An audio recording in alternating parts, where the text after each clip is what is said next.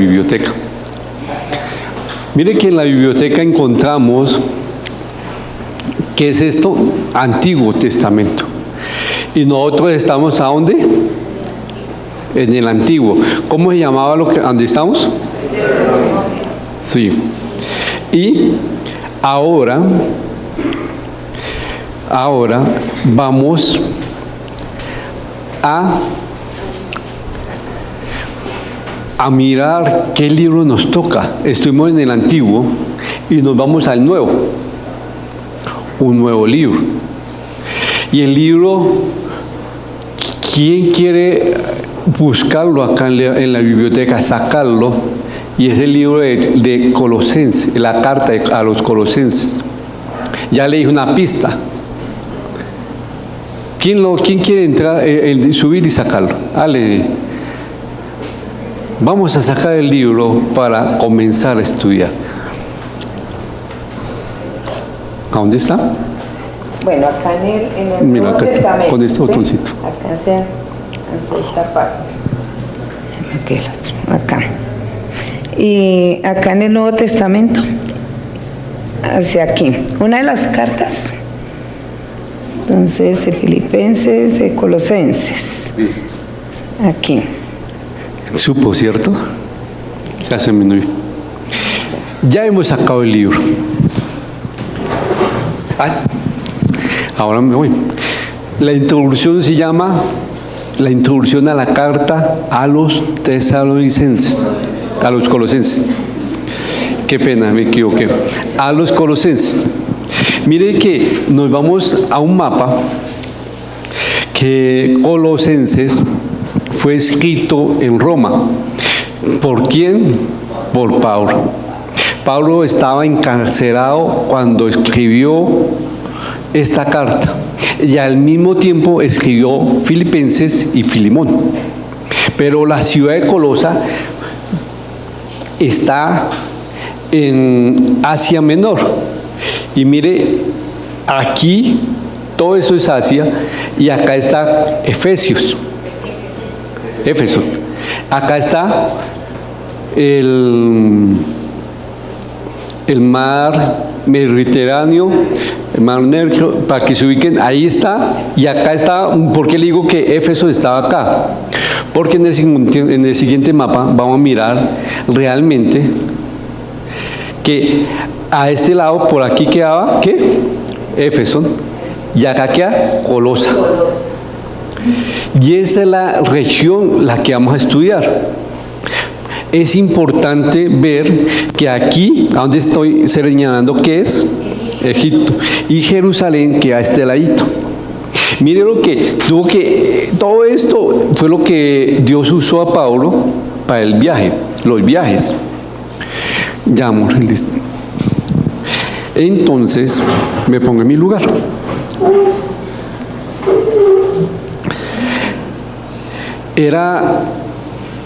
Colosa era una ciudad muy rica en minerales y comercialmente era muy comercial.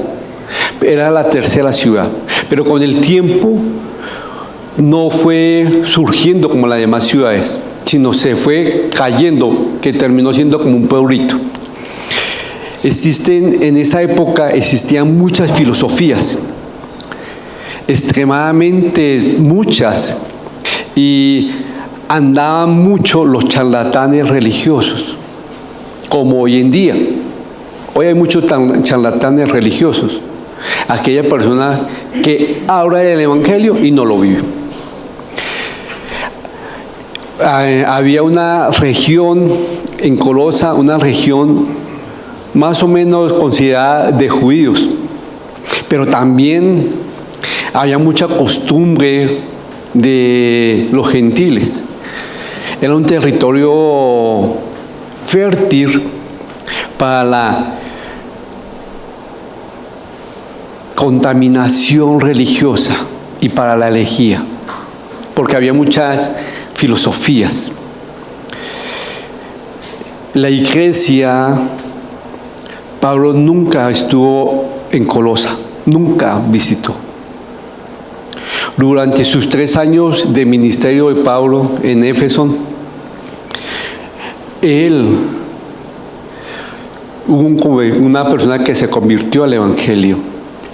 Y esa persona fue la que Dios usó para que llegara a Colosas y llevara el Evangelio. Muchos estudiosos dicen que fue Epafras fue el que llevó el Evangelio. Su residencia vivía él en Colosa. Epafras fue el que llevó el Evangelio primeramente a su hogar. Y eso es lo que Dios nos le manda, que el primer lugar donde nosotros llevemos sea el hogar. Este grupo dicen que se reunía en la casa de Filimón, muy conocido por muchos.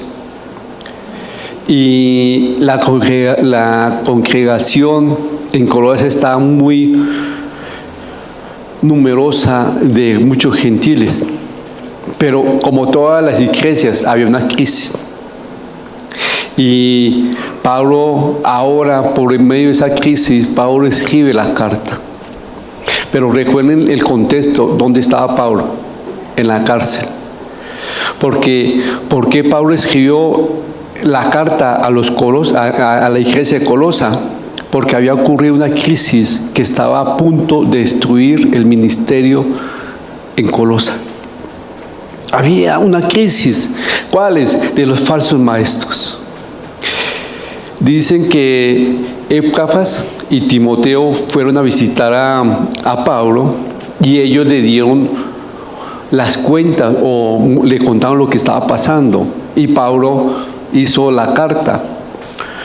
¿Cuál era la herejía que en ese momento estaba rompiendo la paz y la pureza de la iglesia? Esa herejía hoy la conocemos como el gnosticismo. Su doctrina era muy popular en esos momentos. Era mezclada de verdades cristianas, del hebraísmo de los judíos, la filosofía de los griegos y misticismo. Imaginen esa mezcla que estaba así tan fuerte. El propósito, parece que Pablo tuvo 3 propósitos al escribir esta carta. Buscar demostrar que Jesucristo era el supremo Dios, la deidad de Cristo, porque había mucha herejía y él quería combatir la deidad de Jesucristo. También quería guiar a los creyentes a la madurez espiritual, porque lamentablemente muchos se estaban apartando del Evangelio por el mal testimonio de sus hermanos. Deseaba informarles, también en la tercera deseaba informarles el estado actual de sus condiciones, o de su condición, y también pedirle a ellos que oraran por Pablo. Wow, mire que Pablo también fue muy humano, diciéndole, mire, yo estoy en esta condición, oren por mí. Muchos dicen, no, yo soy el pastor, no oren por mí. Pero él sí estaba diciendo esto. El apóstol Pablo sabía animar, darle consuelo a las personas. El valor de la gratitud es en esta carta la importancia. Mire que en esta carta él expresa su agradecimiento a Dios por lo que él había hecho en la vida de los creyentes en Colosas. Algo que usted y yo tenemos que saber. Pablo le agradeció a Dios por los hermanos que estaban haciendo cosas sobrenaturales en Colosas. Si tenemos en cuenta lo que Pablo, dónde estaba, esta carta va a tener un significado importante para nosotros. Pablo estaba en la cárcel y su actitud de agradecimiento es de admirar. ¿Por qué? Porque otro en la cárcel se aparta de Dios. Otra en una enfermedad se aparta de Dios. ¿Por qué? Porque tengo que ocuparme de las necesidades. Pablo nos va a enseñar con esta carta que aún en las necesidades tan fuertes, más dependía de Cristo. No era excusa para decir no voy a enseñar, no voy a discipular, no era excusa. Hoy en día las enfermedades son excusas de no buscar a Dios en la intimidad. A veces la enfermedad dice, yo no quiero orar, o muchas circunstancias. Pablo nos va a ayudarnos a que nosotros agradezcamos a Dios por realmente nuestras condiciones. Muchos dicen, pero ¿por qué pasó esto? ¿Por qué pasó? Sino ¿para qué? Para que yo dependa más de ti, para que yo vea cómo tú obras sobrenaturalmente. A veces nosotros queremos milagros. Señor, mire, ora. Y Dios dice, te voy a poner a ti como ejemplo para que la gente vea cómo me glorifico. Y la gente dice, ¿y si ve que es pecador? Y lo que Dios está haciendo en esa persona es glorificándose, usándolo para ver su poder. Pero muchos en la inmadurez, si es un pecador, está en pecado.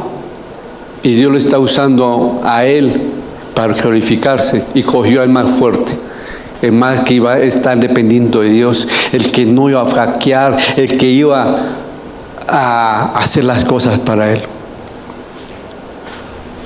Pablo sigue siguiendo el ejemplo de Pablo. Nosotros también deberíamos ser agradecidos con Dios. Primeramente con los creyentes. Muchos no son agradecidos por el compañero que Dios puso en su ministerio. Nos va a ayudar esta carta. Pero vayamos a Colosenses, capítulo 1, versículo del 1 al 3. Pero antes, vamos a hablar. Me prende esta luz porque no he podido bien con...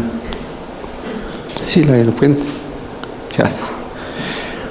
No vi mi color, pero antes, Padre Celestial, te doy muchas gracias por este estudio.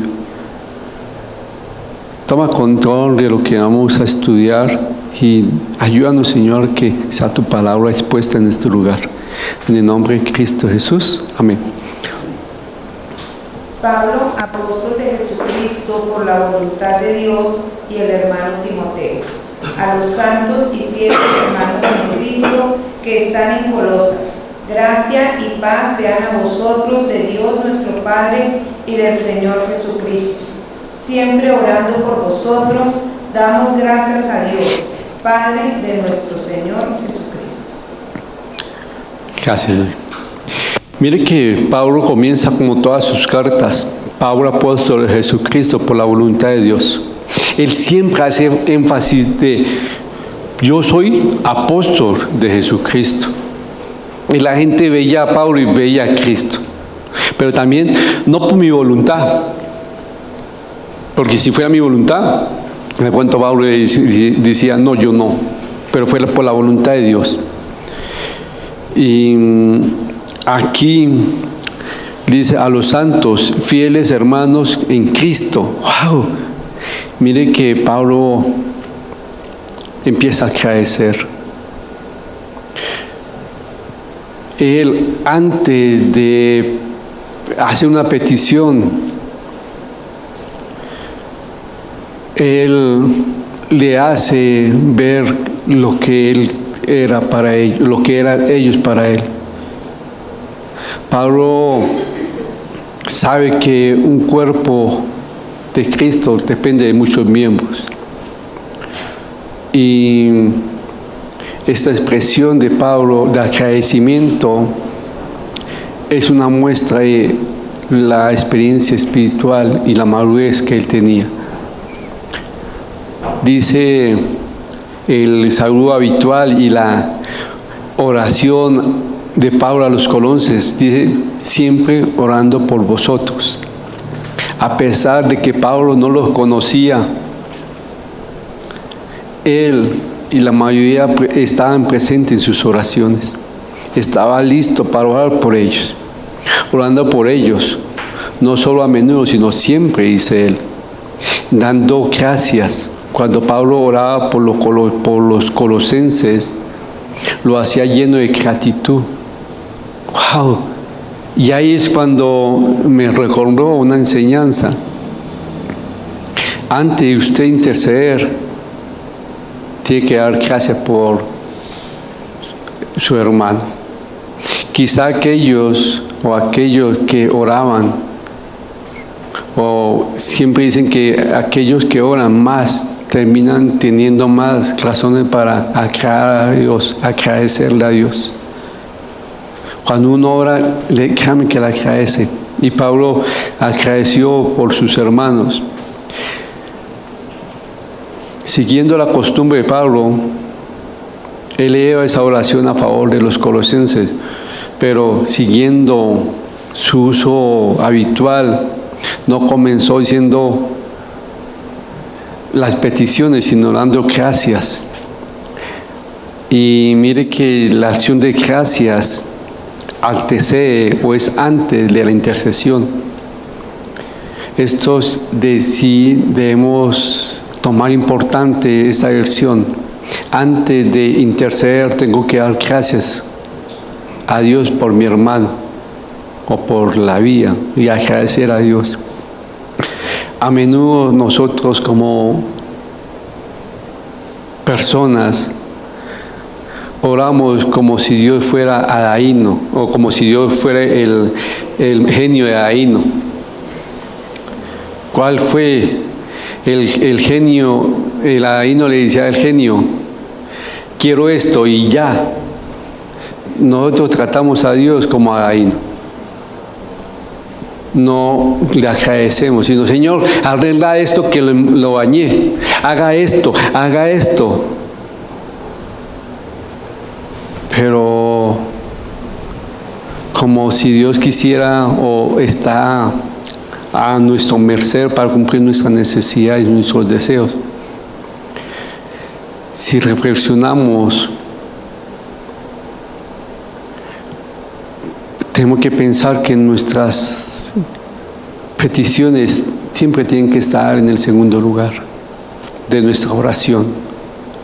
Lo primero es darle gracias a Dios por lo que Él es, por las circunstancias. No olvidar que estamos hablando con Dios, con nuestro Señor, y que Él merece adoración.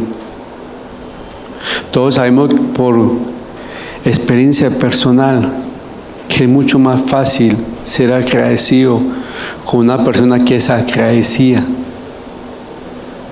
Mire, usted va a atender más a una persona que es agradecida, que usted le da un vaso de agua y muchísimas gracias por el vaso de agua, a que usted diga, ¿para qué le doy algo a esta persona? Si es una persona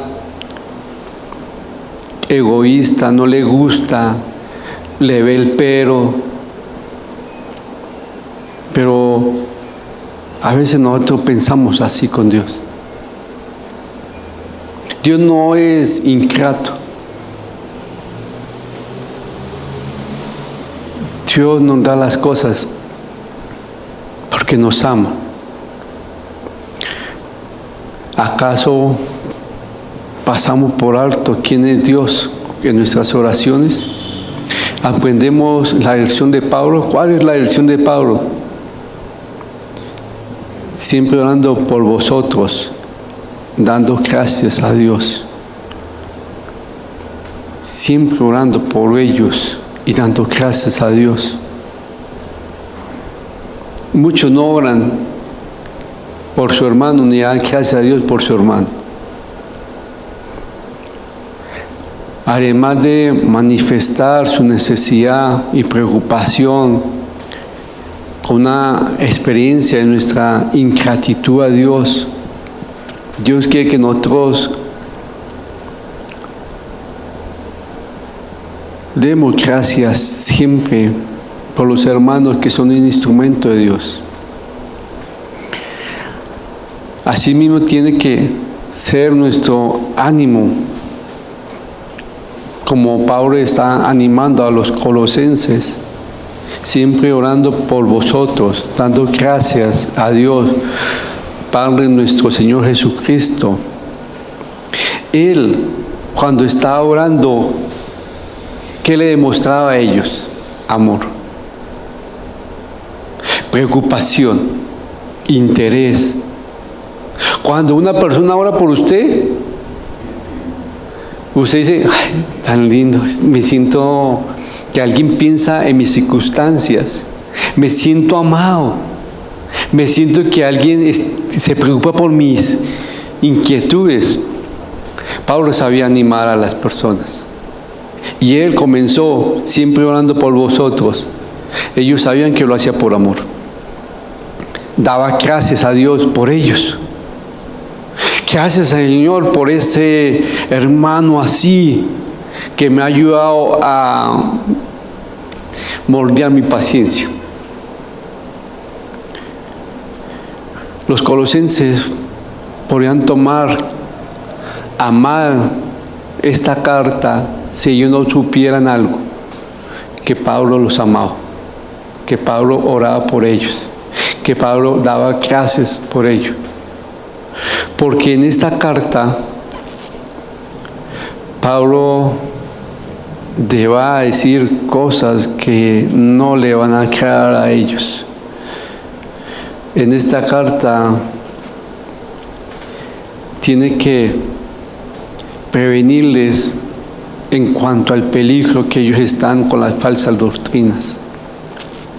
En esta carta le va a enseñar a ellos las debilidades de ellos, para que ellos dependan y estén más cuidadosos.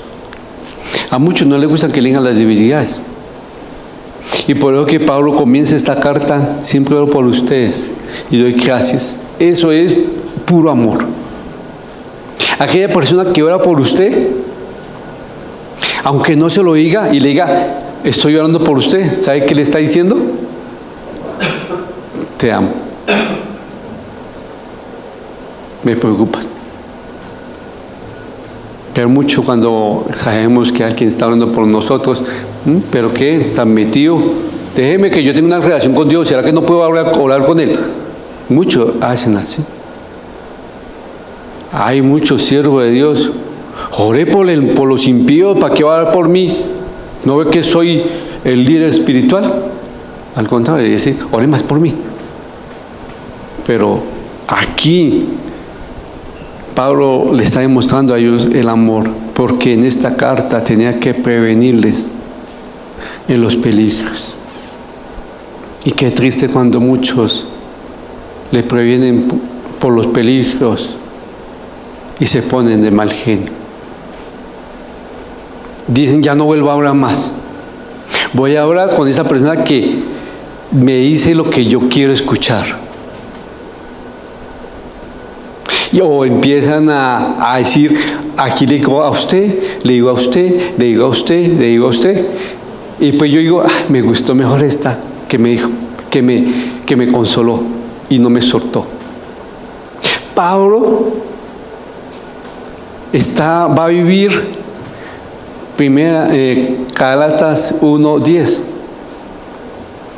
Yo busco agradar a Dios, no a los hombres.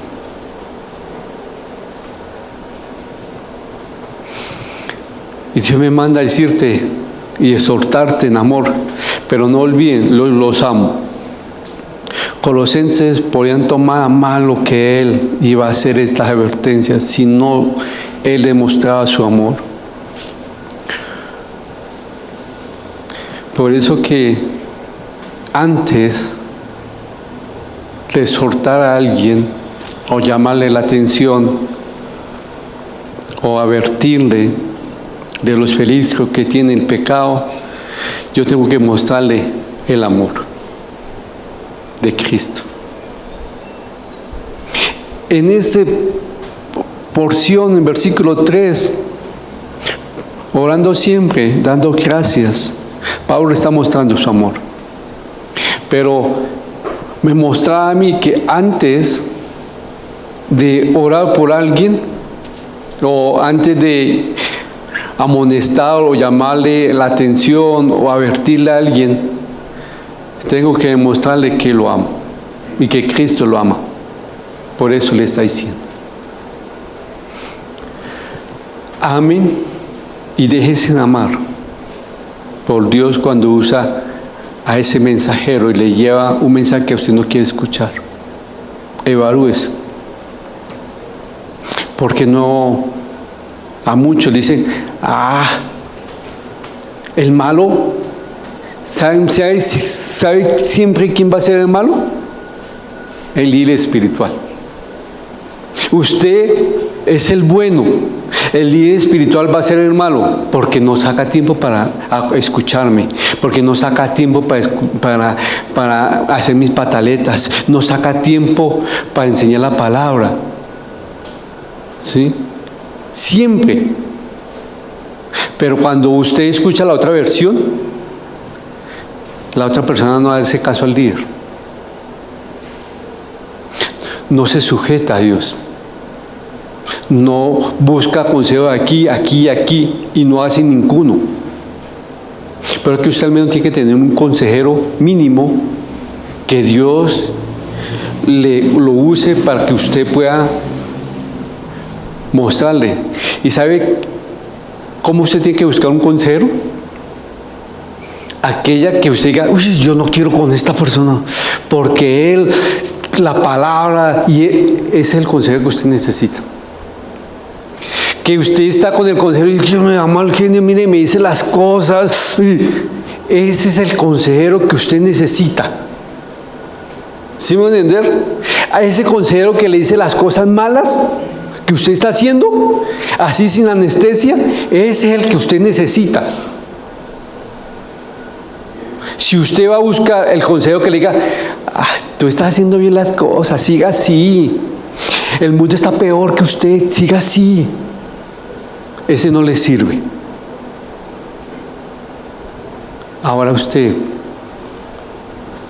quiere un consejero como Pablo. Vamos a tener la consejería con Pablo. En esto no sé cuánto tiempo nos va a llevar con esta carta. Y en eso el consejo va a decir: ojo, hay doctrinas de hombres que están confundiéndolo. Hay doctrina de hombres que lo están sacando de la comunión con Cristo. Hay doctrina de hombres que lo están demandando a usted vivir para Cristo. Y ninguna doctrina de hombre lo demanda, sino usted lo hace por amor a Cristo. Aquello que le demanda es que usted tiene que hacer, no lo haga. Porque usted tiene que hacer las cosas por amor ¿a quién? A Cristo. No más. Es que me tocó ir a la iglesia, a la capilla, me tocó escuchar a Salvador. No venga. No venga. Si le toca, no venga. Porque usted tiene que venir diciendo: bueno, úsalo, Señor. Si usted usó a una burra, pues ya sé por qué usa ese burrito de Salvador. Es fácil. Colosenses nos va a moldear nuestra madurez espiritual. Aquella persona que diga: yo soy maduro espiritualmente, Dios le va a poner un hermano que se va a quejar de usted, para que usted dé gracias a Él por su amor. Gracias, Señor, por la vida de ese hermano. Lo bendigo. Gracias, Señor, por darme más amor hacia mi hermano. Bienvenidos a la carta de Colosenses. Padre Celestial, gracias por esta introducción a la carta.